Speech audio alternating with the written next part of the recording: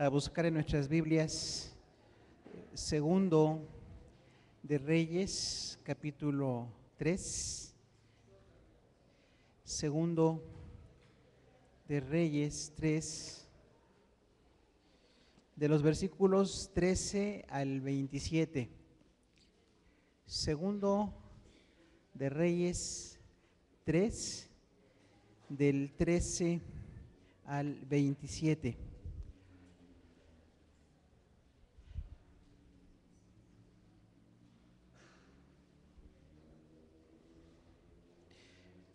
Vamos a leer de pie la palabra del Señor. Segundo de Reyes 3, de los versículos 13 al final, 13 al 27. Dice la palabra del Señor, leemos juntos. Entonces Eliseo dijo al rey de Israel: ¿qué tengo yo contigo? Ve a los profetas de tu padre y a los profetas de tu madre. Y el rey de Israel le respondió: no, porque Jehová ha reunido estos 3 reyes para entregarlos en manos de los moabitas. Eliseo dijo: vive Jehová de los ejércitos, en cuya presencia estoy, que si no tuviese respeto al rostro de Josafat, rey de Judá, no te mirara a ti ni te viera. Mas ahora tráeme un tañedor. Y mientras el tañedor tocaba, la mano de Jehová vino sobre Eliseo, quien dijo: así ha dicho Jehová, haced en este valle muchos estanques, porque Jehová ha dicho así: no veréis viento ni veréis lluvia, pero este valle será lleno de agua, y beberéis vosotros y vuestras bestias y vuestros ganados. Y esto es cosa ligera en los ojos de Jehová. Entregará también a los moabitas en vuestras manos, y destruiréis toda ciudad fortificada y toda villa hermosa, y talaréis todo buen árbol, cegaréis las fuentes de las aguas, y destruiréis con piedras toda tierra fértil. Aconteció pues que por la mañana, cuando se ofrece el sacrificio, he aquí vinieron aguas por el camino de Edom, y la tierra se llenó de aguas. Cuando todos los de Moab oyeron que los reyes subían a pelear contra ellos, se juntaron desde los que apenas podían ceñir armadura en adelante, y se pusieron en la frontera. Cuando se levantaron por la mañana y brilló el sol sobre las aguas, vieron los de Moab desde lejos las aguas rojas como sangre, y dijeron: esto es sangre de espada. Los reyes se han vuelto uno contra otro, y cada uno ha dado muerte a su compañero. Ahora pues, Moab al botín. Pero cuando llegaron al campamento de Israel, se levantaron los israelitas y atacaron a los de Moab, los cuales huyeron de delante de ellos, pero los persiguieron matando a los de Moab. Y asolaron las ciudades, y en todas las tierras fértiles echó cada uno su piedra, y las llenaron. Cegaron también todas las fuentes de aguas, y derribaron todos los buenos árboles, hasta que en Kir Hareset solamente dejaron piedras, porque los honderos la rodearon y la destruyeron. Cuando el rey de Moab vio que era vencido en la batalla, tomó consigo 700 hombres que manejaban espada para atacar al rey de Edom, mas no pudieron. Entonces arrebató a su primogénito, que había de reinar en su lugar, y lo sacrificó en holocausto sobre el muro. Y hubo grande enojo contra Israel, y se apartaron de él y se volvieron a su tierra. Siéntese, por favor, hermano.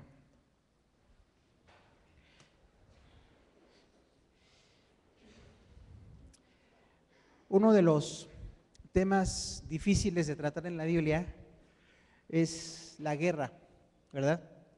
Cuando nosotros hablamos de la salvación, cómo Dios dio su vida, la vida de su Hijo, para darnos vida eterna, es un tema muy bello. Cuando hablamos de la moral que Dios pone en su palabra, que Dios llama santidad y justicia, es un tema hermoso, aunque muy desafiante, ¿no? Porque los seres humanos por naturaleza somos injustos, pero nos embellece el concepto que Dios tiene de cómo debe ser la ética de una persona, lo que Dios espera de nosotros. Pero cuando hablamos de guerras, generalmente hay una opinión dividida. Seguramente usted, si es un cristiano que ya tiene tiempo en las cosas de Dios, alguien le ha dicho: ¿por qué Dios permite la guerra? O ¿por qué, si Dios es un ser de amor, en la Biblia habla de guerras?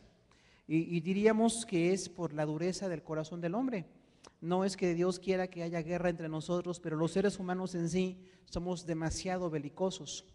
Y cuando hablamos de guerras, nuestro país, gracias a Dios, no ha habido una guerra como tal, si bien hay muchos conflictos, pero no estamos sufriendo una guerra como en otras épocas, incluso en el siglo pasado. Pero algo que tenemos que notar es que cuando hay una situación de belicosidad, cuando hay una confrontación al nivel de matarse unos a otros, pues la idea es o morir o vivir, ¿verdad? La gente no puede decir, bueno, no quiero ir a la guerra porque no me gusta la violencia. Si en nuestro país se diera la guerra, tendríamos que hacer algo, definitivamente, ¿no? Y ahí tendríamos que decir que es nuestra vida o la vida de nuestra familia o la vida de otras personas.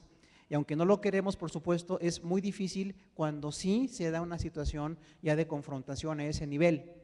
Entonces, no es que Dios quiera que haya guerra, sino que los seres humanos no arreglamos los conflictos. Y cuando se dan situaciones de este tipo, es algo totalmente extremo. Nadie podrá decir que la guerra es buena, se pierden vidas, se pierden tiempos, se pierden muchas cosas, pero en la historia del hombre, los estudiosos de la historia nos dicen que el 90% de la historia del hombre ha sido de guerra. O sea, nada más el 10% de los miles de años que tenga la humanidad en la Tierra, pues solamente se puede decir que hubo paz, pero siempre en algún punto del orbe hay algún lugar donde hay una confrontación, incluso en nuestros días, por supuesto, ¿no? Entonces, lo que Dios habla de la guerra es que hay un propósito, que Él daba una protección a Israel, porque de ellos iba a venir el Mesías. No es porque ellos iban a quedar con la bendición, de hecho no se quedaron con la bendición, la perdieron, pero Dios protegía a los judíos o permitía que hubiera guerra porque sabía que el plan de Él, que era traer al Salvador, se tenía que cumplir en Israel. Hay profecías que tienen que cumplirse y había situaciones que tenían que darse, pero sí nos damos cuenta que es una situación de una gran violencia alrededor.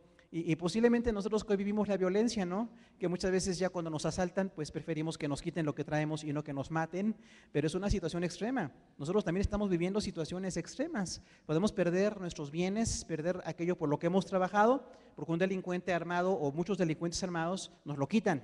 O si habláramos de un secuestro, una cosa así, nos damos cuenta que sí hay una violencia espantosa, aunque no es como en los tiempos bíblicos de que había una guerra entre dos naciones que se da en otros países actualmente, pero en nuestro país también tenemos una gran violencia y es difícil sobrevivir, pero tenemos que aprender a reaccionar. Si nos hubieran dicho hace 20 o 30 años que teníamos que dejarnos robar, no hubiéramos querido, ¿no? Diríamos, no me dejo robar, pero si hoy día no me dejo robar, me pueden matar. Entonces sí es muy importante, prefiero perder mi coche o mi casa o mis bienes que perder a mi familia, la que tanto quiero, ¿no? Entonces la violencia nos rodea sin lugar a dudas y hay decisiones que no son las mejores. La guerra no es la mejor decisión, pero siempre se ha dado en un contexto cuando los seres humanos no quieren resolverlo por otros medios. Entonces no es que a Dios le agrade la guerra o que Él quiera, pero en la palabra se registra que ha sucedido porque la Biblia registra la verdad. La Biblia no dice mentiras, la Biblia no es una fantasía, y aunque hay algunas verdades que no nos gustan, como puede ser la guerra, pues ahí está dado para que aprendamos de ella.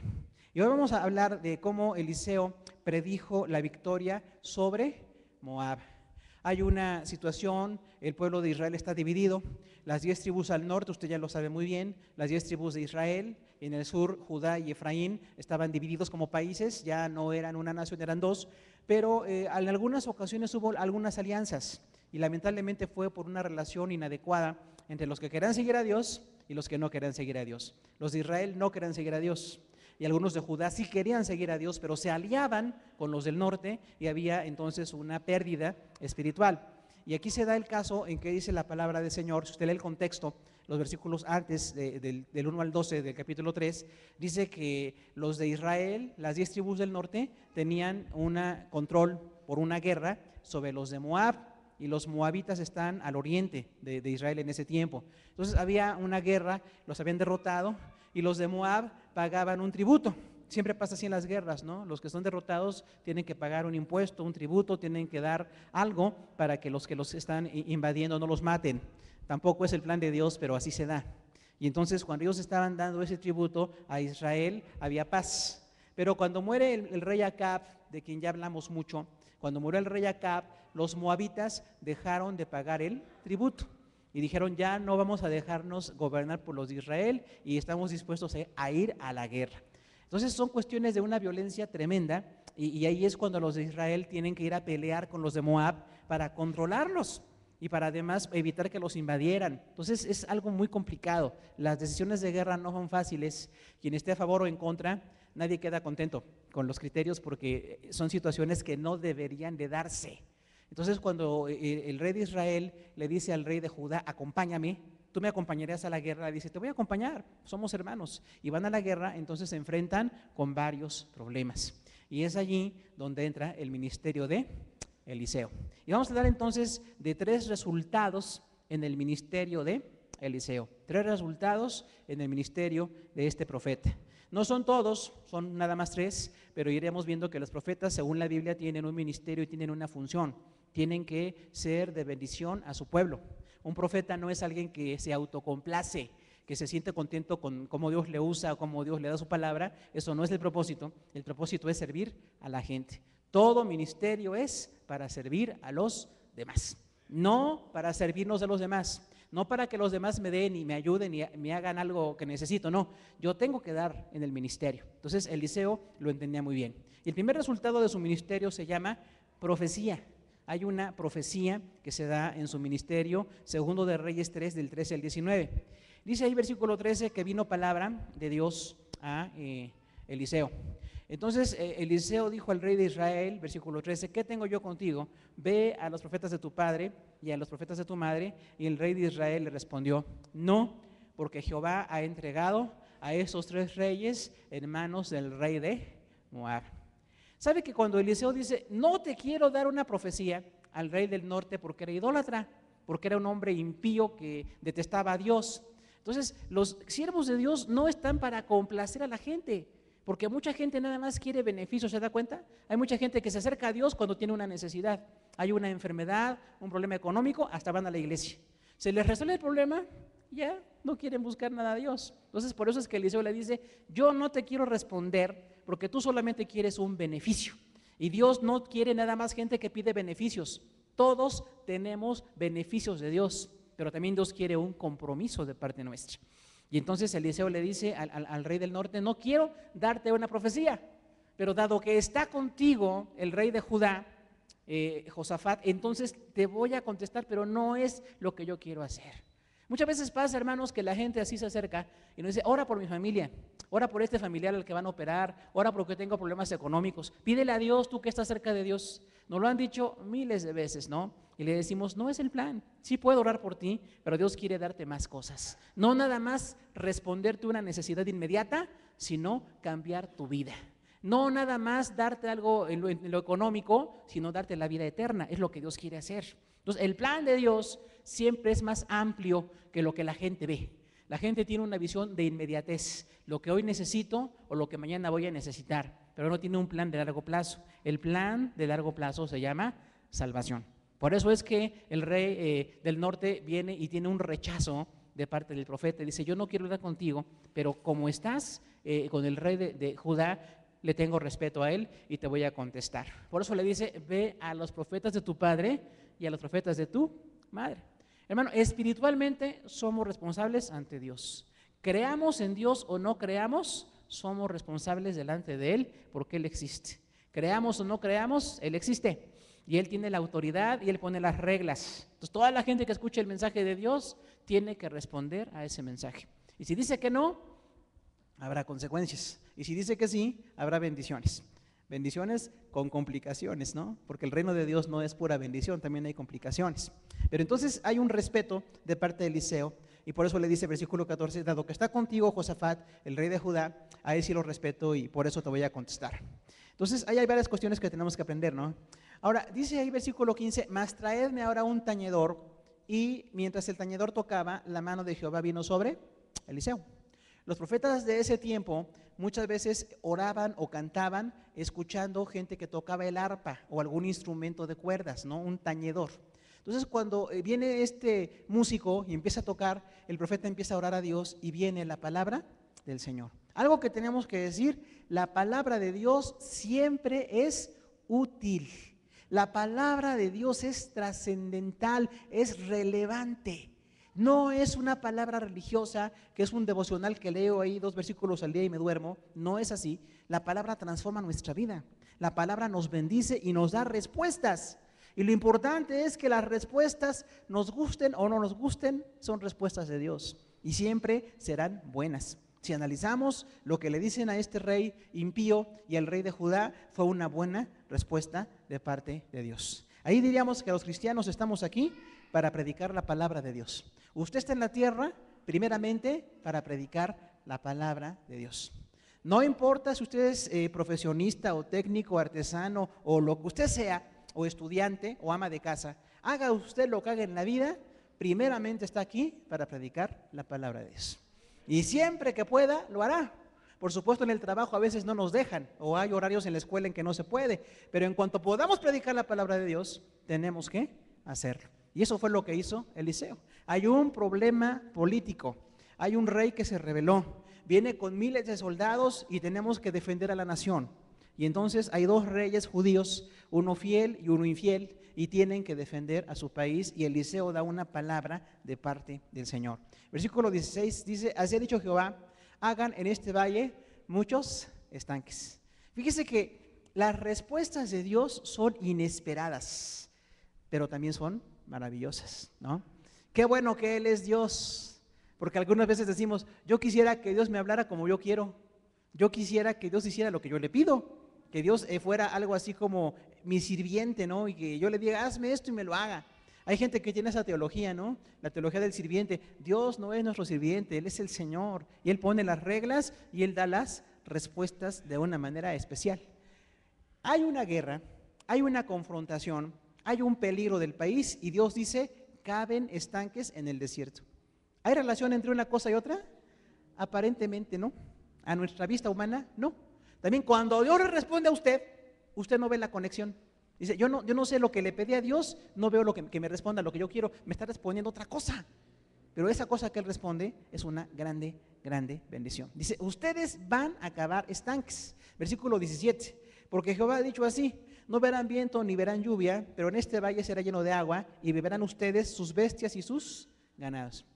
Cuando el rey de Israel y el rey de Judá se pusieron de acuerdo para contraatacar a los moabitas, no tenían una estrategia militar correcta. Y sabe, nosotros no tenemos una estrategia de vida correcta. Necesitamos la estrategia de vida de la palabra de Dios. Dios allí nos va a decir cómo resolver las cosas, porque nosotros pensamos hacerlo a nuestra forma y a veces no resulta. Y resulta que ellos estaban así, dicen: vamos a rodear por este campo para ir a Moab, porque por aquí no se puede, pero vamos a ir por acá, y tardan una semana. Y en esa semana que tardaron en llegar, ni siquiera ya han peleado, y ya perdieron toda la comida y se tomaron toda el agua. ¿Usted conoce gente así? Que se come la torta antes del recreo, o se acaba el agua antes de subir al pecero, ¿no? Entonces, hay algunos que somos consumistas, consumidores natos, ¿no? Y no habían hecho ni la guerra y ya no tenían comida ni tenían agua. Y entonces era un gran problema. Eran miles de soldados ya sin comida, ya sin agua, y es por eso que Dios dice: ustedes van a cavar estanques. Ahora, no había agua. ¿Para qué cavamos estanques si no hay agua, no? Pero las órdenes de Dios no se discuten. Ahí sí lo que dicen los militares es totalmente cierto. Las órdenes no se discuten, se acatan, ¿de acuerdo? Porque si no, no funciona el ejército, ¿verdad? Entonces tiene uno que ver la orden del general, y si el general dice: sí, hay una guerra, pero ustedes van a cavar estanques, lo tenemos que hacer. Vamos a cavar estanques. No ha llovido, no hay agua aquí, pero vamos a cavar estanques, o sea, hacer cisternas para que el agua se retenga. Y dice Dios: porque ustedes beberán agua. No va a haber lluvia, no hay ríos aquí, pero ustedes van a tener agua.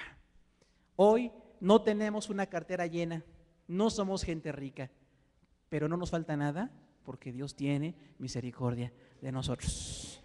Pero hay que cavar estanques, hay que trabajar, ¿verdad? Dios no dijo: quédense sentaditos y ahí yo les voy a arreglar sus problemas. No, Dios contestó algo inesperado, pero siempre implica trabajo. Recuerde eso, las promesas de Dios siempre implican trabajo y administración, siempre.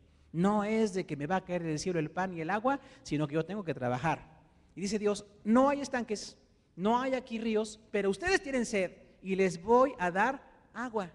Algo que tenemos que ver: Dios tiene una visión de 360 grados, nosotros no, tenemos 170 grados. Algunos ya tenemos como 150, 140, ya con el glaucoma pues nos reduce mucho, ¿no? Entonces, Dios tiene una visión perfecta de todo, usted no, recuerde eso.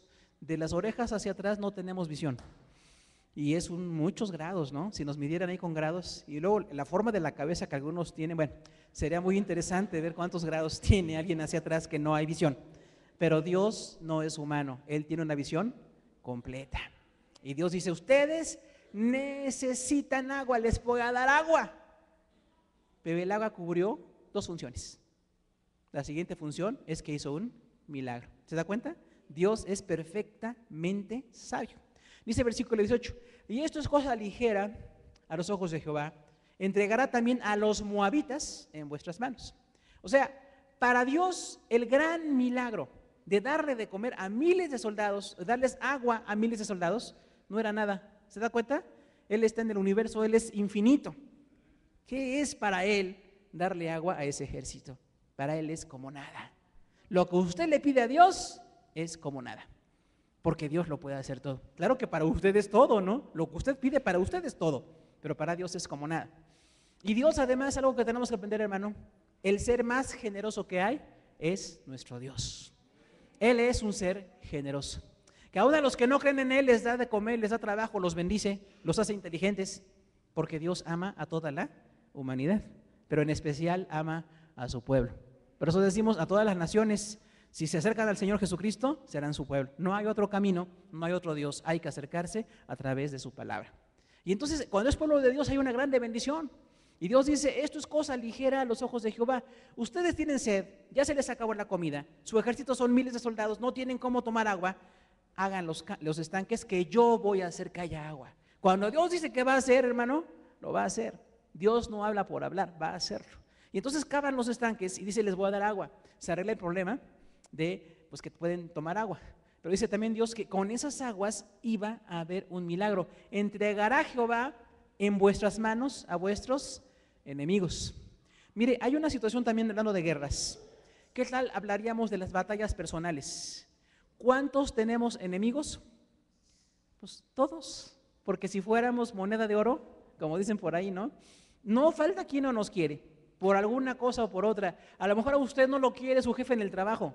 Hay aquí varios casos de gente a la que no la quiere su jefe en el trabajo, seguramente. Pero aunque su jefe no lo quiere, usted tiene más autoridad porque viene de parte de Dios. Y aunque el jefe a veces no esté de acuerdo, no lo quiera contratar, si Dios quiere, de todos modos lo contratan a usted. O si lo quitan del trabajo, Dios tiene algo mejor para usted, que va a implicar más trabajo y más inteligencia y más desvelo. Pero esa es la bendición de Dios, que somos el pueblo de Dios. O habrá gente que nos quiere asaltar y que nos quieren matar y no pueden por la misericordia de Dios. Cuando lo puedan hacer, ni modo, habrá un momento en que algunos de nosotros nos van a atacar y nos van a matar, seguramente, en medio de la violencia en la que vivimos. Pero el pueblo de Dios es guardado en su gran mayoría. Regresamos a la casa como milagro todos los días y muchas veces nos han querido robar y no han podido, y nos han querido quitar algo y no han podido por la pura misericordia de Dios. Y Dios le dijo, ustedes, los judíos, no van a pelear, hagan sus estanques, hagan estanques, va a haber agua. Y yo voy a entregar a sus enemigos en sus manos. Hermano, si hay alguien que se levanta como su enemigo, ore por él, porque esa persona no conoce de Dios. Vive en una miseria tan grande que solamente tiene dinero, o solamente tiene autoridad humana, pero usted tiene la palabra de Dios. Y usted puede orar por él. No se deje hostigar por un jefe, no se deje hostigar por un compañero de trabajo. Ellos no conocen de Dios, pero usted sí conoce de Dios. Y usted puede orar y puede que Dios le haga crecer de otra manera. Busque un consejo, busque una manera de trabajar y verá que hará bendición. Ahora, versículo 19, hay una victoria. Viene la abundancia de Dios. Dios va a darles agua y les va a dar a sus enemigos. Todavía no les dice cómo. Eso se llama un concepto de revelación progresiva. La revelación de Dios no nos la da completa, nos la va dando poco a poco. Porque si nos dice toda la noticia, nos sorprendemos y nos infartamos, ¿no? Entonces le dice poco a poco, miren, ¿quieren agua? Ahí está el agua. ¿Ven a los enemigos? Se los voy a entregar. Pero no les dijo cómo todavía. Ellos no estaban sabiendo cómo. Y así es la cosa con Dios. Hoy no tenemos todas las respuestas, pero tenemos al Dios que tiene todas las respuestas. Y Él sabrá cuándo y cómo lo va a responder. Versículo 19 dice, y destruirán ustedes ciudades fortificadas, toda villa hermosa, talarán todo buen árbol, cegarán todas las fuentes de aguas y derribarán con piedras toda tierra fértil. Esto se llama devastación. Cuando hay una guerra, no solamente los que ganan en la batalla se llevan dinero, se llevan armas, se llevan gente, sino que destruyen la ciudad para humillarla, para que no se vuelvan a levantar contra sus enemigos. Esa es una cuestión que no es buena, no trae bendición, Pero los judíos que estaban siendo amenazados por sus enemigos, por amor de nosotros, porque de los judíos iba a venir Jesucristo, es que Dios les dio la victoria y les dijo: ustedes van a acabar con los moabitas. De momento no quisieron pagarle el tributo, hay guerras, hay violencia, no podemos negar que hay guerra y violencia hoy mismo, incluso en nuestra vida, pero Dios nos da la victoria. Dice: yo les voy a dar a ustedes la victoria. ¿Qué diríamos aquí en conclusión? Nuestro ministerio puede ser selectivo y flexible, tiene esas dos características. ¿Por qué es selectivo? Yo no le puedo ministrar a toda la gente por lo que me pida, porque no es el plan de Dios. Mucha gente diría: si yo pongo aquí un letrero, hago oración por la gente, a lo mejor sí me piden oraciones, pero no se quieren comprometer con Dios o no quieren buscar de Dios. Entonces yo puedo elegir si lo hago o no lo hago, ¿verdad? Les voy a predicar a los que quieran y se quieran comprometer, y los que no quieran comprometerse, tengo que orar por ellos, pero no tengo la obligación de estarles dando una oración o una respuesta a todo lo que pidan. Porque hay mucha gente que incluso nos pide cosas por hostigarnos, ¿no? Porque somos evangélicos, porque somos cristianos, y uno cree que lo tiene que estar haciendo, y no siempre. Pero finalmente también puede uno ser flexible. Eliseo accedió a buscar la palabra de Dios porque estaba allí el rey de Judá. Otra cosa muy importante, tenemos que tener un criterio. Los cristianos tenemos un criterio, una medida para hacer las cosas de Dios. ¿Qué cosa es el servicio a los santos? Todo lo que usted haga para Dios es un servicio que repercute para vida eterna. A los chiquitos, a los que usted les enseña en la escuela dominical, están siendo salvos los niños, están conociendo de Dios. Nunca es inútil una enseñanza. Si usted está con los jóvenes y los adolescentes en debates, en temas con ellos, en oración, usted está dándoles la oportunidad que conozcan de Dios. Si usted está con matrimonios y gente adulta, es un gran reto hoy ser adulto, pero por la misericordia de Dios les podemos dar una palabra a los matrimonios. Aún los ancianos que tienen otro nivel de retos, también es una bendición estar con ellos. Entonces, siempre tenemos que servir y hacerlo con respeto. ¿Sabe? Hay mucha gente cristiana que es mal educada. ¿Usted conoce gente así? Que es cristiano, pero mal educado. Lamentablemente, sí, ¿verdad? Pero como dicen por allá, lo cortés no quita lo valiente, ¿no? Entonces también lo cristiano no quita lo educado, porque si yo oro por alguien lo hago con respeto. Eliseo le dijo: si no tuviera respeto por el rey de Judá, no te contestara la oración. O sea, ¿qué implica ahí? Respetar a la gente. No se vale ser grosero, que porque todos son groseros o maleducados o a mí no me enseñaron. No se vale. Yo tengo que ser alguien respetuoso con la gente, atento, escucharle, verle a los ojos, atenderle, porque hay una gran necesidad. ¿Qué pasaría si hoy estamos aquí unas 150 personas y todos fuéramos gente respetuosa? Para el que nos escucha, para el que pide una palabra, ¿qué pasaría? Se multiplica la iglesia. Pero a veces nosotros somos gente sin respeto porque no queremos que Dios nos use de esa manera. Recuerde que por allá en 2 de Juan, el apóstol le llama a la iglesia señora elegida. O sea, hay que ser educados entre nosotros. Soy cristiano, eso no me da lugar a que yo le falte respeto a usted. No me da lugar a que yo abuse de la autoridad. Si yo tengo un cargo, no me permite que yo abuse de ese cargo. Tenemos que quitar esas cosas que son del mundo, que no son de Dios. Entonces, Eliseo tiene el modelo del respeto. Ahora, la palabra de Dios siempre se va a cumplir. Cuando Eliseo dice: Señor, ¿qué quieres decir a este pueblo? Hay 3 reyes, porque es el de Israel, es el de Judá y es el de Edom, que también estaba en la guerra contra los de Moab. Dice: hay 3 reyes. Y parece que los enemigos están siendo muchos y van a ser derrotados. ¿Qué quieres decirle, Señor? Y viene la palabra de Dios. Algo que valoramos de una manera tremenda es que tenemos la palabra de Dios. ¿Cómo es posible que me falte consejo para darle a alguien si tengo la palabra de Dios? Entonces no me he dado cuenta de lo que tengo. Yo tengo la palabra de Dios. No hay consejo ni necesidad que no cubra la palabra, pero usted tiene que leerla y estudiarla todos los días y capacitarse para servir a la gente. Entonces, Eliseo tuvo la palabra de Dios como una respuesta a la necesidad, con autoridad, con precisión, con dirección y con una destrucción que se iba a dar hacia los enemigos. Entonces, tenemos una bendición muy grande de parte de Dios. Algo que también tenemos que ver es que viene la provisión. Los creyentes somos gente que vive por la provisión de Dios.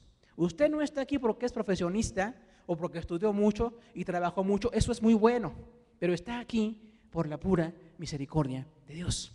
Entonces, todo lo que Él nos da se llama provisión. Eliseo no tenía dinero, no tenía soldados, no tenía agua, pero tenía la palabra de Dios. Y cuando él ora, dice, el Señor dice así: hagan estanques. ¿Y qué tenía que ver los estanques? Bueno, iba a haber agua, y definitivamente veremos que hubo agua, pero el agua tenía dos propósitos, porque Dios es infinitamente más sabio que nosotros. Ellos nada más veían la necesidad de agua y la necesidad de pelear, pero Dios vio más allá y dijo, les voy a dar agua y un milagro a través de esa agua. Eso es muy importante. La provisión de Dios muestra la abundancia del Eterno. ¿A quién le pide usted? Al Dios generoso, al Dios misericordioso, al Dios abundante. No es posible que un cristiano se ande quejando de que le falta algo, porque Dios ha sido abundante con nosotros. Lo que pasa es que a veces queremos más de lo que merecemos o necesitamos, o malgastamos lo que nos da Dios. Eso es otro tema. Pero Dios siempre ha sido abundante con nosotros y tiene múltiples propósitos en su respuesta. La respuesta viene del Espíritu Santo. La omnipotencia de Dios y una victoria total era la respuesta para ellos. Entonces, en la profecía que Dios le dio a Eliseo, hay muchas funciones que bendicen al pueblo de Dios. Cuando usted predica, cuando usted enseña, Dios bendice a la gente de maneras inimaginables, porque la palabra y la autoridad son de Él. Entonces, Él bendice a la gente. El segundo resultado del ministerio de Eliseo es un milagro. Ahora es un milagro. Segundo de Reyes 3, del 20 al 24. Dice el versículo 20. Aconteció pues que por la mañana, cuando se ofreció el sacrificio, era que vinieron aguas por el camino de Edom y la tierra se llenó de aguas. Viendo el milagro de Dios, ¿no? Están en una zona desértica, sus soldados ya sin comida y sin agua, desesperados, los enemigos son muchos y Dios permite que vengan aguas. Hubo un desbordamiento de un río, hubo una provisión milagrosa y viene mucha agua y se llenan los estanques que ellos habían hecho el día anterior. ¿Se da cuenta cómo Dios todo lo tiene correlacionado? En las cosas de Dios no hay casualidades. Dios siempre tiene un propósito más allá de la casualidad. Eso es muy importante. Entonces ellos están sorprendidos de que estaban en el desierto y en la mañana viene ese río y llena todos los estanques. Nuestra vida es así sin Dios, hermano. Una vida sin Dios es como un desierto y una vida con Dios es como cuando hay estanques. Él bendice, Él hace buenas las cosas, Él tiene propósitos. Dice el versículo 21 también, cuando los de Moab oyeron que los reyes subían contra ellos, se juntaron desde los que apenas podían ceñir armadura en delante y se pusieron en la frontera. ¿Sabe que los enemigos no eran perezosos? Los enemigos no estaban impreparados, eran miles. Y cuando dice que incluso a los que apenas podían ceñir armadura, quiere decir que armaron hasta los adolescentes. Porque en las guerras solamente desde los 20 años para arriba, en ese entonces de los tiempos de los judíos, la mayoría de edad para la guerra era a los 20 años. Pero ellos ya eran hombres, un hombre de 20 años ya es un joven que empieza a desarrollarse. Pero cuando dice que apenas podían ceñir, empezaron a usar hasta adolescentes. Dijeron, hay tantos enemigos judíos que hasta los adolescentes, 15, 16, 17 años, no pueden ceñir la armadura bien, pues póngansela porque van a pelear. Estaban seguros de ganar y estaban seguros de que los judíos estaban por ser derrotados, pero no sabían qué es lo que iba a pasar. Versículo 22 dice, cuando se levantaron por la mañana y brilló el sol en las aguas, vieron los de Moab de lejos las aguas rojas como sangre. ¿Cuál es el milagro aquí? Un milagro de óptica. Imagínense nada más. Hay milagros sobre la naturaleza, hay milagros en el mundo espiritual, hay milagros de provisión. Son tres formas de milagros. Este es un milagro básicamente de provisión y sobre la naturaleza. Porque cuando apenas el sol salía, los de Moab estaban en un punto donde vieron las aguas y los estanques que no estaban el día anterior y ven todo rojo y piensan que es sangre. Dicen, ya los judíos se mataron unos a otros y se armaron unos contra otros y hay pura sangre. Y entonces ellos tienen un fenómeno de óptica y dicen, estamos en la victoria. Ni siquiera hay que pelear. Los judíos están derrotados. ¿Cuánta gente nos ve derrotados? Tendrán que saber que solamente si Dios quiere, seremos derrotados. Y si no quiere, no seremos derrotados. Entonces, es un fenómeno de óptica y nada más. Ellos ven como sangre, ¿no? Versículo 23, y hubo una alegría. Dijeron, esto es sangre de espada. Los reyes se han vuelto unos contra otros y cada uno dio muerte a su compañero. Ahora pues, Moab al botín. ¿Qué es esto? Pensaron que estaban muertos todos los reyes de Judá, de Israel y de Edom. Dice, entonces vamos a ir ya, porque se mataron unos a otros. Vamos a quitarles la ropa, las joyas, el dinero, la comida, todo lo que traigan es el botín. A veces llevaban incluso hasta animales y otras personas. Entonces ir al botín era algo normal. Eso se da en las guerras, ¿no? Cuando alguien vence en la guerra, van y arrasan con todo lo que los derrotados tienen pues en su haber. Entonces, parecía que era así. ¿Sabe? La gente que no tiene a Cristo tiene un fenómeno de óptica y no ve las cosas como son. Y cree que es malo seguir a Dios. Y cree que es bueno vivir en el mundo. Y cree que es torpe el que es cristiano y cree que es sabio el que abusa en el mundo. Así la gente ve mal. Recuerde, gracias a Dios, ya el Señor nos sanó de la vista y ahora vemos claramente, como lo llegó a decir Job, ahora mis ojos ven claramente. Usted en Cristo ve claramente. Quien no está en Cristo, la mala noticia para ustedes, no está viendo bien. Aunque su ojo esté bien y sus lentes estén bien graduados, espiritualmente hay un problema y hay una distorsión, hay un problema de confusión en lo que está viendo realmente, ¿no? Entonces ellos iban muy contentos, vamos al botín. Dice el versículo 24, pero cuando llegaron al campamento de Israel, se levantaron los israelitas y atacaron a los de Moab, los cuales huyeron de delante de ellos, pero los persiguieron matando a los de Moab. Hay un ataque sorpresa. Los judíos no estaban esperando una batalla, habían hecho estanques el día anterior, pero cuando ven que los enemigos vienen de una manera descuidada, están esperando, escondidos entre las aguas y los estanques, y cuando los moabitas llegan, entonces los atacan y los derrotan. ¿De quién es la victoria? La victoria es del pueblo de Dios, hermano. Dios nos llamó a victoria. Hay batallas, hay escasez, hay necesidades, hay preocupaciones y aflicciones, pero en medio de todo, Dios tiene un plan de victoria para nosotros y tenemos que esperar esa victoria, trabajar en los estanques, esperar en Dios. Pero cuando los judíos ven que vienen los enemigos, no tienen que confrontarse de una manera violenta, porque los moabitas venían descuidados. Un soldado tiene que ser muy cuidadoso, ¿verdad? Desde Gedeón tenemos la lección, los soldados tienen que estar cuidando al 100%, aunque parezca que hay sangre de los enemigos y que están muertos, aún así hay que llegar con cuidado.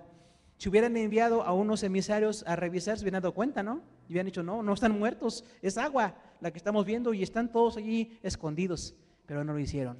Porque sabe que la gente que no tiene a Dios no tiene la precaución espiritual. La precaución espiritual la tiene el pueblo de Dios. Entonces ellos llegaron así, desprevenidos, pensando que iban a llegar a robarse todo lo que dejaron los reyes muertos y resulta que los atacan. Hermano querido, la victoria es para nosotros. Sí, humanamente hay derrotas, hay fracasos en nuestra vida, hay dolores, pero sobre todas las cosas, si amamos al Señor y si obedecemos su palabra, tendremos bendición encima de las pérdidas, bendición a pesar de la enfermedad, bendición a pesar de la pobreza, bendición a pesar de las situaciones, porque tenemos a un Dios que está por encima de todas las cosas. Y como vemos, la visión de Dios es tan grande, les dio agua para que tomaran ellos, pero con esa misma agua confundió a los moabitas. ¿Está en control Dios o no está en control Dios? Totalmente. No se deje usted ir por la idea de que Dios no se ha dado cuenta. Decimos, Señor, no te has dado cuenta de que tengo este problema. No te has dado cuenta de que estoy enfermo. No te has dado cuenta de que no tengo dinero. Claro que sí se dio cuenta. Pero en sus respuestas vienen múltiples bendiciones si obedecemos.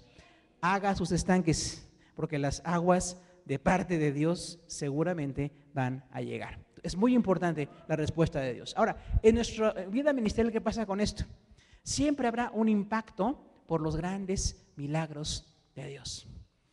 Si les hubieran dicho a los judíos, ustedes son menos que los moabitas, van a ser derrotados por una nación, pero Dios les puede dar la victoria sin pelear con ellos. No lo hubieran creído, ¿no? ¿Sabe? Las cosas de Dios son increíbles, por eso Él es infinito y eterno. Él es Dios.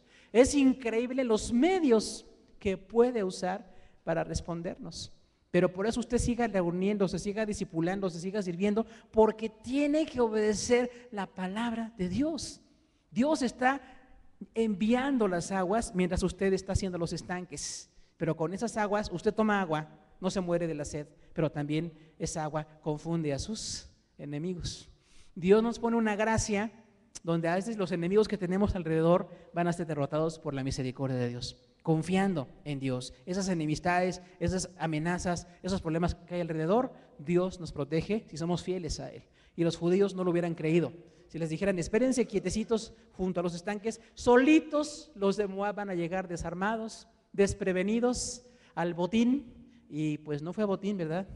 Pero realmente es por la participación de Dios. La participación de Dios en nuestra historia personal hace la diferencia. Él dice que hay victoria, sin guerra, sin muerte de parte nuestra, pero sí con una confianza en sus milagros. Él está en perfecto control. El mundo está confundido. Por favor, hermanos creyentes, vean muy claro esto. El que está confundido es el mundo, no usted. Usted tiene la clara visión de las cosas de Dios. Porque en el mundo dicen a lo bueno malo. ¿Se ha dado cuenta? Dice la palabra de Dios. A lo bueno le dicen malo y a lo malo le dicen bueno. El mundo cree que está muy bien, que haya desintegración familiar, que haya adicciones, que haya violencia, que haya libertinaje sexual. Les parece muy moderno, pero no es lo que Dios quiere que haya. Y el que tiene la visión correcta es Dios. Y el pueblo que tiene la protección de la visión de Dios es el pueblo que está bajo la palabra de Dios. Usted es ese pueblo, usted está bajo la palabra de Dios. Aunque el mundo diga, no, tú estás mal, tú estás muy atrasado, tú no eres moderno. Dígale, no, gracias a Dios, tengo la visión de las cosas del Señor y verá que la bendición viene de parte de Él, ¿no? Ahora, ¿cuál es el destino de los inconversos? Expectativas frustradas, violencia, muerte. La gente que hoy rechaza a Cristo y se cree muy soberbia y muy inteligente, en el futuro va a ver el resultado de rechazar al Señor. Porque la única forma de vivir bien es viviendo con el Señor. Entonces hay un milagro impresionante y en nuestra vida siempre habrá milagros de parte de Dios. El tercer resultado del ministerio de Eliseo se llama victoria, victoria. Segundo de Reyes 3, del 25 al 27. Dice ahí que entonces asolaron las ciudades y todas las tierras fértiles, cada uno echó piedras y las llenaron, cegaron las aguas de las aguas, derribaron los árboles, hasta que en Kir Hareset solamente quedaron piedras, porque los honderos la rodearon y la destruyeron. Cuando los moabitas se levantaron en contra de Israel, era una situación de vida o muerte. Tenemos que llegar a esta conclusión humanista. Cuando la gente entra en guerra, o mueren o viven. Ya no hay medios diplomáticos, ya no hay medios de acuerdo, ya no hay otras formas, ya están por matarse unos a los otros. Y cuando la guerra llega, los que ganan la guerra tienen pues el privilegio de ser beneficiados con esa batalla. Y los que la pierden, lamentablemente, pues salen perjudicados. Y cuando aquí dice Dios, ustedes van a cegar todas las fuentes de aguas, van a derribar árboles para mostrar que la victoria es total. Traducido a nosotros, no vamos a hacer guerra. Nos parece que esté bien delante de Dios irle a quitar la ciudad o el agua a otros, pero sí tenemos que destruir lo que hay en el mundo. ¿Cuántas cosas del mundo hay en nosotros? Formas de hablar, formas de pensar, formas de actuar que traemos muy arraigadas del mundo, tenemos que cegarlas de nuestra vida. Deshonestidad, mentira, hipocresía, apariencia, mundanalidad, todo eso tenemos que quitarlo de nuestro léxico. Ya no puedo vivir como mundano porque por la misericordia de Dios soy cristiano. Entonces ellos sí estaban en una guerra física, nosotros estamos en una guerra espiritual. Tenemos una guerra donde tenemos que batallar y desarraigar esas cosas. Corregir a los hijos para que no lleguen pensando como los mundanos, porque en la escuela les forman el criterio, es una cosmovisión mundana y tienen que ir a la escuela y tienen que aprender, pero nuestra cosmovisión es diferente. Aunque el mundo diga lo que diga, nosotros tenemos un criterio más elevado que viene de la palabra de Dios. Lo que el mundo diga y esté bien de acuerdo a la palabra, lo haremos. Lo que el mundo diga y esté en contra de la palabra, lo reprobaremos. Y tendremos que decir que hay que desarraigar maldiciones, formas de hablar, formas de conducta que ya en Dios no conviene. No vamos a hacer guerra física, pero es una guerra espiritual, ¿no? Es decir, en el Señor quito de mi casa esas cosas que no funcionan. Bueno, versículo 26 dice que hay un intento allí. Cuando el rey de Moab vio que era vencido en batalla, tomó a 700 hombres que manejaban espada para atacar al rey de Edom, mas no pudieron. ¿Sabe que en la guerra pasa eso, no? Son estrategias de guerra, por eso se llaman estrategas, ¿no? Y bueno, ellos tienen que pensar cómo ganar en una batalla. Lamentablemente se da. No es agradable a Dios ni a nosotros tampoco, pero en las guerras pasa que cuando alguien está siendo derrotado, hace una estrategia para vencer a sus enemigos.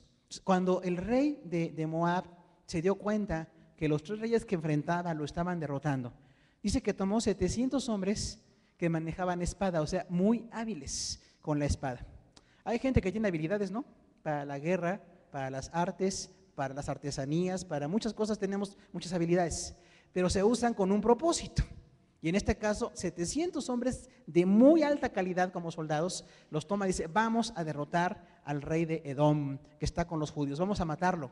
Pero no pudieron. ¿Sabe qué cosa? Que las habilidades de la gente son buenas, pero no siempre pueden hacer lo que se debe de hacer, porque por encima de sus habilidades está la voluntad de Dios. Dios guardó a los judíos, no por ellos, sino por todos nosotros, porque de los judíos tenía que venir el Mesías.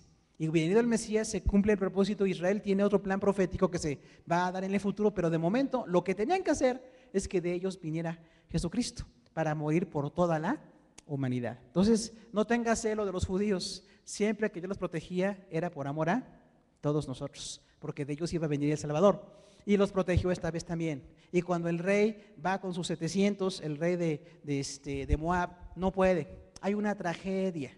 ¿Sabe? En la Biblia se registran tragedias.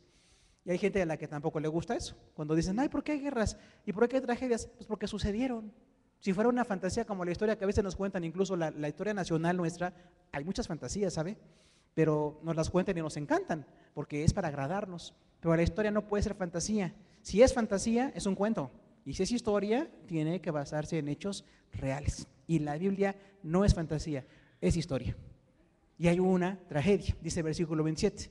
Entonces arrebató el rey de Moab a su primogénito, que reinaría en su lugar, y lo sacrificó en holocausto sobre el muro, y hubo grande enojo contra Israel, y se apartaron de él, y se volvieron a la tierra. Cuando este rey, que se rebeló contra el rey de Israel, vio que lo habían derrotado, sacrificó a su propio hijo. Es una tragedia, ¿no? ¿Qué culpa tiene el hijo? ¿Sabe? Los padres impíos traen maldición a sus hijos, porque no están en pacto con Dios, porque no conocen las reglas de Dios, no conocen al Dios de amor. Y nadie le dijo a este rey que hiciera eso, solo que él quiso que su hijo no cayera en manos de sus enemigos y lo mató allí sobre el muro. Y nosotros hoy vemos también tantas tragedias, hermano. ¿Cuántas vidas cegadas innecesariamente? ¿Cuánto vicio? ¿Cuánta violencia? ¿Cuánta delincuencia? ¿Cuánta injusticia? Y todas son tragedias.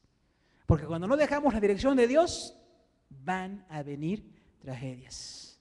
La noticia de la gente que no quiere aceptar el Evangelio, no quiere acercarse a Dios, no tiene el sustento de Dios para enfrentar las tragedias. Las tragedias van a venir, pero que vengan de manera que Dios nos ayude a sobrellevarlas. Pero cuando el hombre o la mujer no tiene a Dios, las tragedias lo destruyen. Este rey fue destruido y asesinó a su propio hijo. Ahora, dice que hubo enojo contra Israel. ¿Por qué? Porque no era lo que ellos querían. No querían que mataran a un niño en un muro, querían derrotar a sus enemigos. Pero ahí hay una batalla. Cuando la gente no se rinde a Dios, siempre habrá tragedias. Y eso usted lo puede apuntar. Cuando la gente no se rinde a Dios, habrá tragedias y no hay manera de que le ayuden con esa tragedia, porque el que le puede ayudar es Dios. Entonces es muy importante que veamos alrededor, y sí, hay mucha violencia, hay muchas pérdidas, mucha gente lastimada, y la iglesia está aquí para orar por los lastimados, para visitar a los enfermos, a los abatidos, a los que están en tragedia, y decirle a la gente, aunque tu tragedia sea tan grande, si dejas que Dios te ayude, vas a poderlo superar. No te tienes que quedar allí. Claro que la persona en su momento de dolor no quiere ni ser consolada, está enojada con Dios. Mucha gente hoy está enojada con Dios. Mire, Dios no tiene la culpa. Dios ya dio a su Hijo, ya dio su palabra. ¿De quién es la culpa? De no recibir la palabra y no recibir al Hijo. La culpa es nuestra, porque Dios ya dio la solución. La solución para todas las tragedias es Jesucristo, el Hijo de Dios. Si me acerco a Él, Él va a cambiar mi historia. Si me acerco a Él, me va a perdonar, me va a cambiar mi carácter, me va a cambiar todo lo que ha pasado en mi vida para que proyectes el futuro de una manera diferente. Entonces, cuando estamos aquí y vemos tragedias, ¿para qué estamos? Para orar al Señor. Ya hoy no hay guerra. Desde que Jesús llegó a la historia de la iglesia ya no hay guerras. Los que han hecho guerras lo han hecho mal, han malentendido la Biblia. Ya no tenemos ninguna posibilidad. Si alguien rechaza el Evangelio o no quiere a Dios, no le podemos obligar, ni le podemos agredir, podemos orar por él, pero quienes sí aceptan el Evangelio, tenemos una grande bendición. Usted en su casa tiene la bendición porque recibió a Jesús. Y lo vamos a compartir con quien quiera. Y quien no quiera, bueno, pues lo dejamos en manos de Dios, pero tenemos la obligación personal de parte de Dios de orar por la gente. 3 resultados del ministerio de Eliseo.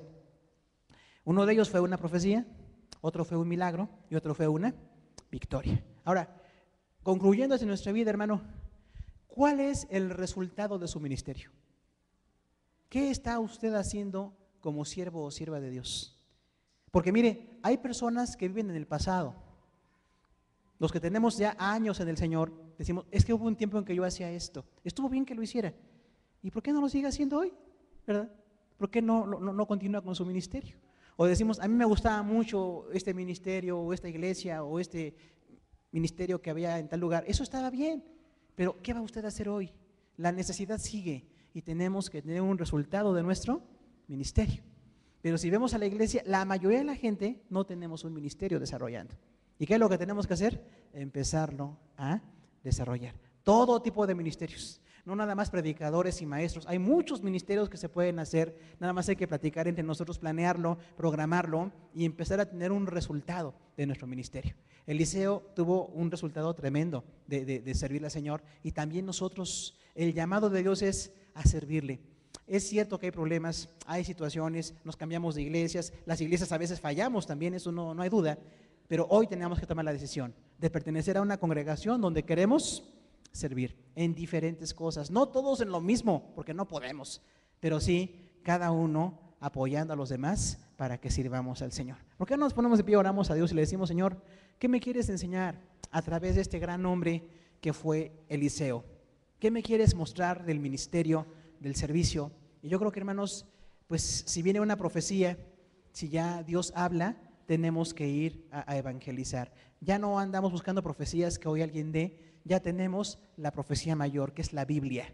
Ahí está lo que hay que decir, ahí está lo que hay que predicar, ahí está lo que hay que vivir. Lea la palabra. Si usted nos visita, acérquese a Dios. Dios le ama y tiene un plan precioso para usted. Acérquese a Dios, Dios le va a bendecir. Lo segundo que vimos como resultado en Eliseo, en su ministerio, fue un milagro. Y de veras, Dios está haciendo muchos milagros, nada más que hay que abrir nuestros ojos para ver cómo Dios actúa y va a resolver muchas situaciones. Con un solo milagro resuelve varias necesidades. Y lo tercero es la victoria. Si usted se siente derrotado, si hay enemigos, si hay amenazas, ore a Dios y busque y sea el mejor empleado, sea el mejor estudiante y verá si no va a venir victorias de parte de Dios. Vamos a orar en esta tarde. Señor, te damos gracias por tus bendiciones. Gracias por tu palabra que es bella, Señor, que nos inspira y nos da la bendición de poder formarnos, Señor. Ninguno de nosotros es un siervo perfecto, todos estamos en un proceso de perfeccionamiento, pero el ver a estos grandes hombres que te sirvieron, Señor, aún con errores como humanos, pero tú los usaste en gran manera, es un modelo para nosotros. Eliseo tuvo un tañedor, tuvo una profecía que les decía que tenían que hacer estanques. Y esa respuesta no era la que ellos esperaban. Estaban viendo a muchos enemigos, pero la respuesta era trabajar. Y la respuesta era esperar la provisión de Dios. También para nosotros hoy, Señor, a veces hemos pedido una solución y tú no nos la has dado, porque en tu perfecta soberanía tú sabes lo que quieres hacer y cuándo lo vas a hacer. Pero permítenos ser espirituales y esperar la respuesta y poder ver que en lo que tú nos estás contestando, Señor, está una bendición que no entendemos. Los judíos no entendían para qué tenían que hacer estanques, pero los estanques eran para darles agua a ellos y para confundir a sus enemigos con ese fenómeno de óptica donde ellos vieron sangre en vez de agua. Padre, ayúdanos a ver que hoy hay respuesta. Ninguno de nosotros está aquí sin respuestas de Dios. Dios nos responde a todos porque somos sus hijos y porque estamos en Cristo y porque estamos buscando su palabra. Pero también te pedimos que haya milagros en nuestra vida, Señor. Bendito Dios, tú tienes muchas formas de responder, que habrá bendiciones y te pedimos que bendigas a tu pueblo. Hay algo aquí, Señor, de milagros que se requieren. Hay gente que requiere una sanidad. Rogamos que tú les sanes su cuerpo, la bendición que necesita físicamente. Hay quienes tienen necesidad de un milagro en su familia, restauración de matrimonio, restauración de familia, Señor, que los hijos estén con sus padres. Hay un milagro ahí en la familia que se puede dar. Por supuesto, cuestiones económicas, sabemos que algunos estamos sin trabajo o con sueldos muy bajos, Señor. Hay una provisión abundante también para quienes tienen esta necesidad. Te pedimos que lo podamos ver y podamos testificarlo, que hay un milagro. Vas a pedirnos trabajo, vamos a hacer estanques, pero en esos estanques habrá aguas para nosotros y también para confusión de nuestros enemigos. Y finalmente, Señor, la victoria que tuvo Eliseo fue algo contundente. Tú le dijiste que iban a sus enemigos a ser confundidos sencillamente con agua, algo tan elemental como el agua fue la victoria de los judíos. También hoy, Señor, hay cosas elementales en nuestra vida que nos van a ayudar a responder a una necesidad, porque tú eres bueno y porque eres misericordioso y porque para siempre tienes bendición. Gracias por este pueblo precioso que es tu iglesia, y a las personas que nos visitan las invitamos a que conozcan tu palabra, Señor, porque con esto habrá bendición en sus vidas. Te damos las gracias en el nombre de Jesús. Amén. Siéntese, hermano, por favor. Siéntese, por favor. ¿Hay algún